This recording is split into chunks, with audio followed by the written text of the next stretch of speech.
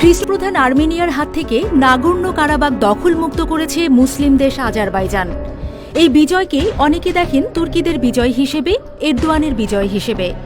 বলা হচ্ছে এতে আজারবাইজান যতটা না লাভবান হয়েছে তার চাইতেও বড় রাজনৈতিক সফলতা পেয়েছে তুরস্ক। এরদোয়ানের নেতৃত্বে তুরস্ক স্বপ্ন দেখছে ফেলে আসা উসমানীয় সালতানাত প্রত্যক্ষভাবে না হলেও পরোক্ষভাবে সচল করার। কিন্তু এই পথে বাধা কারা? তুর্কিদের এই উচ্চাশাই বা কতটা পূরণ হবার?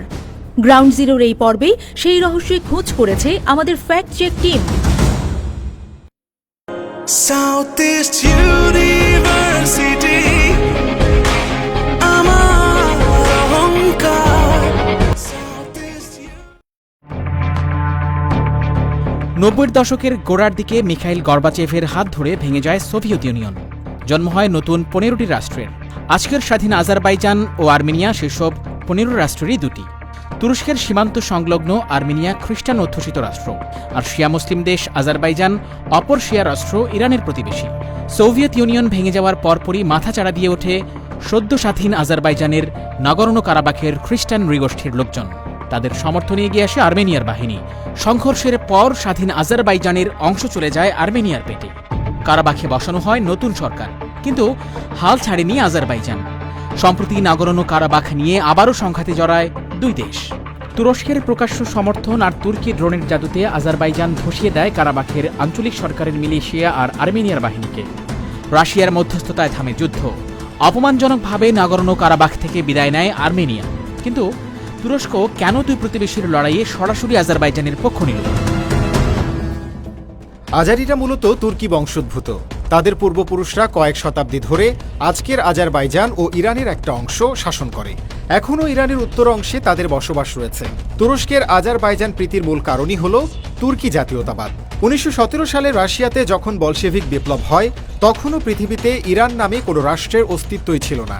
দেশটির নাম তখন পারস্য, আর তা শাসন করছিল কাজাররা।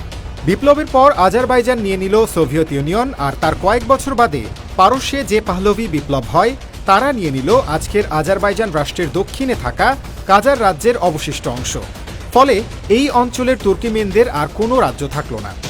সোভিয়েত ইউনিয়ন ভেঙে গেলে আজারবাইজান স্বাধীনতা পায়, আর বাদবাকি আজারিদের ঠাঁই হয় পারস্যের পরিবর্তিত নাম ইরানে। তাই তুর্কি বংশোদ্ভূত আজারিদের সম্ভাব্য বিদ্রোহের লাগাম টেনে ধরতে ইরান শিয়া রাষ্ট্র হওয়া সত্ত্বেও সমর্থন দিয়ে আসছে আর্মেনিয়াকে।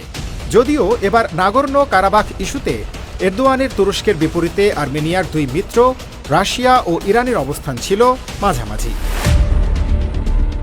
প্রথম বিশ্বযুদ্ধের পর পরাজিত শক্তিগুলোর উপর ভার্সাইয়ের মতো কিছু অপমানজনক চুক্তি চাপিয়ে দেয় মিত্রপক্ষের দেশগুলো।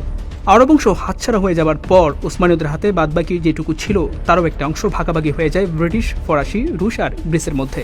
এই অবস্থায় তরুণ তুর্কি মুস্তফা কামাল পাশার প্রতিরোধ যুদ্ধ আশীর্বাদ হয়ে দেখা দেয় তুর্কিদের জন্য।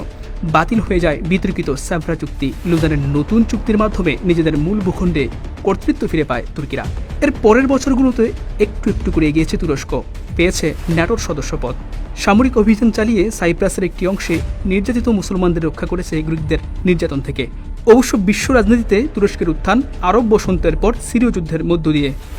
পশ্চিমা মিত্র আর সুন্নি আরবদের সাথে তুরস্কেও হামলে পড়ে প্রতিবেশী সিরিয়ার উপর। সম্মিলিত হামলায় আসাদ সরকার যখন পতনের মুখে, তখনই ত্রাতা হয়ে আসেন রাশিয়ার পুতিন। যুদ্ধ ঘুরে যায় কুর্দি আর পলিটিক্যাল ইসলাম ইস্যুতে। আক্রমণকারী দেশগুলো ভাগ হয়ে যায়। রণাঙ্গন থেকে নিজেদের গুটিয়ে নেয় সৌদি আমিরাত। মার্কিন নিষ্ক্রিয়তা আর রাশিয়ার আক্রমণাত্মক ভূমিকা আসাদের গদি রক্ষা করে। অবশ্য বিদ্রোহীদের উপর সমর্থন রেখে এখনও খেলছেন এরদোয়ান। তুর্কি প্রেসিডেন্ট রিসেপ তাইয়েপ এরদোয়ান প্রকাশ্যে যতগুলো ফ্রন্টে এখন শত্রুদের মোকাবেলা করছেন, স্নায়ুযুদ্ধের পরে পৃথিবীর কোনো দেশকে, এমনকি যুক্তরাষ্ট্রকেও একসাথে এতগুলো ফ্রন্টে প্রকাশ্যে লড়তে দেখা যায়নি। সৌদি আরব, আমিরাত, মিশর ও বাহরাইনের অবরোধের বিপরীতে সরাসরি কাতারের পক্ষ নিয়েছেন এরদোয়ান।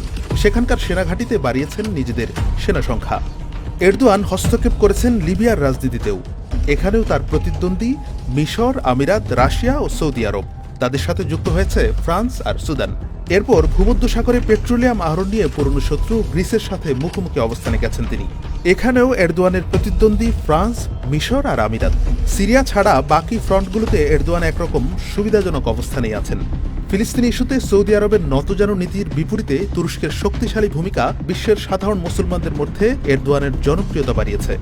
সবশেষ তার আত্মবিশ্বাস তুঙ্গে উঠেছে নাগোর্নো কারাবাখে আজারবাইজানের বিজয়ে। তুরস্কের সবচেয়ে বড় সামরিক উপস্থিতি আছে উত্তর সাইপ্রাসে। 70-এর দশকে গ্রিস সমর্থিত সরকারের বিরুদ্ধে অভিযানের পর হাজার হাজার সেনা মোতায়েন করা হয়েছে সেখানে। কাতারে রয়েছে কয়েক হাজার তুর্কি সেনা, আছে বিমান সেনা ও নৌ উপস্থিতিও। তুর্কি নৌ উপস্থিতি আছে আলবেনিয়াতেও।